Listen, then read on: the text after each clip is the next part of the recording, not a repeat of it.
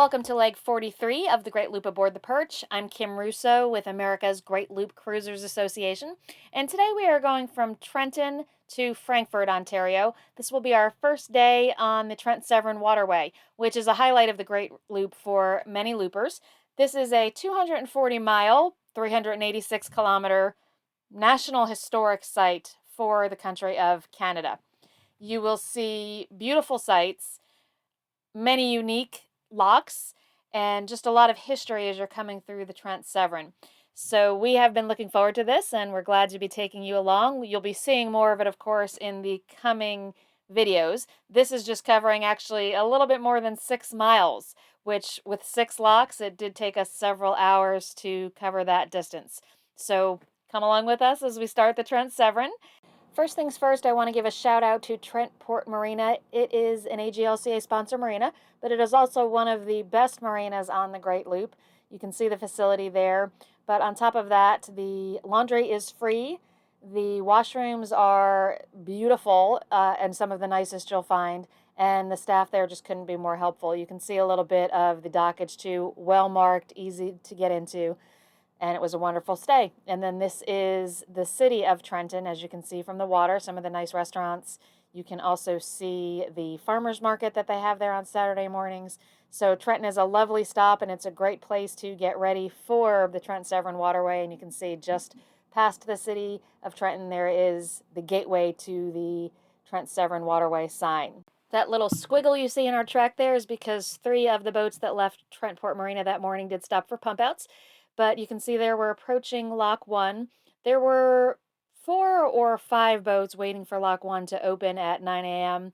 So we couldn't all fit in the first lock. These are smaller than some of the more modern locks. So we waited on the blue line, which was perfectly fine. And soon enough, we were inside the lock and ready to lock upward. Here is Tug Life in front of us in the lock. And I mentioned the blue line. I should probably explain that a little bit more. On these Canadian locks, there's a blue line literally painted on the rock or concrete or cement walls where you can wait to go into the lock. That is where you wait. If the lock is not ready for you, you can tie up to that if you need to.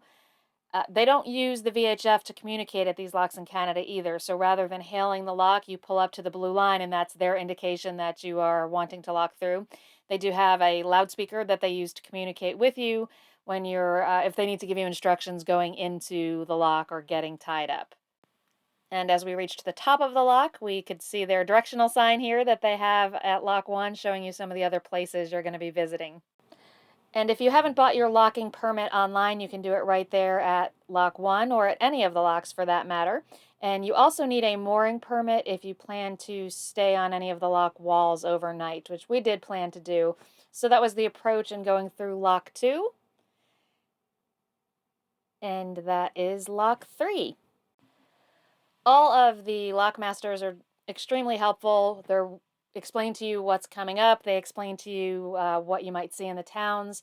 They're communicating with the next locks, and here's some that we were waving goodbye to on our way out of Lock 4. But they communicate with the upcoming locks to let them know you're coming and how far you intend to go that day. So it's a really well-operated system, and we certainly thank them for that and enjoy our time coming through the Trent Severn.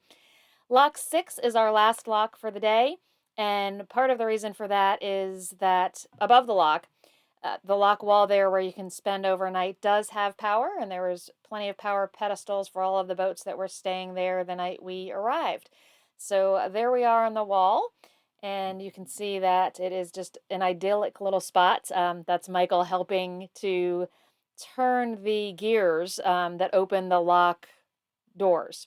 So you can see more of that in the upcoming videos as well. But just some of the other looper boats that spent the night there at Lock 6. We had some great docktails, and a few of us also went into town for dinner. So the overall trek for the day, 8 voyages, and that's thanks to our stop for our pump out on our 6 locks. About 2 hours underway and only went 6.5 miles. So it took us a total of about 4 hours, an average speed of just 3.4 knots, and we did make 10 knots somewhere along the way. So that is our first day on the Trent Severn. Wonderful day, and we are looking forward to more. Thanks for watching.